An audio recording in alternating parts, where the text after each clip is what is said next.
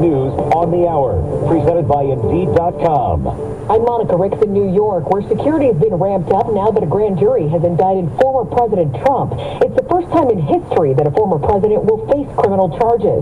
CBS's Bradley Blackburn has more from Manhattan. CBS News has learned former President Donald Trump will travel to New York on Monday to surrender himself before his court appearance the following day. Secret Service agents will escort Trump to his arraignment, where the grand jury's historic indictment will be formally unsealed, and the former president will be asked to enter a plea. The case centers around payments made to adult film actress Stormy Daniels before the 2016 presidential election. Trump's charges are still unclear, but Republicans have already slammed the indictment as political. CBS's Robert Costa. Trump believes that the Republican Party, however, will rally around his side as he continues to seek the White House once again.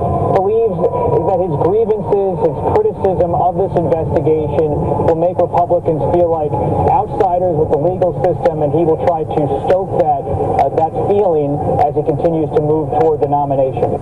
Forecasters are now warning of extremely dangerous tornadoes that could touch down in western Kentucky tonight. But a tornado emergency has already been declared in Little Rock, Arkansas today, where people are being urged to take cover. Watches are also in effect from Iowa down to Louisiana. Meantime, Mississippi is still recovering from similar storms. At least 21 people were killed when the twister hit. Dozens more were injured and entire blocks were flattened as the tornado carved a destructive path for more than an hour. The president was taken aback by the damage. The most powerful part of the tornado came through Rolling Fork. It stayed here and it had the effect that was so devastating. Unless you physically saw it, it's hard to believe. Mr. Biden said 300 federal employees are in the state to help with the recovery. Officials say about 2,000 homes were damaged or destroyed. Christopher Cruz, CBS News.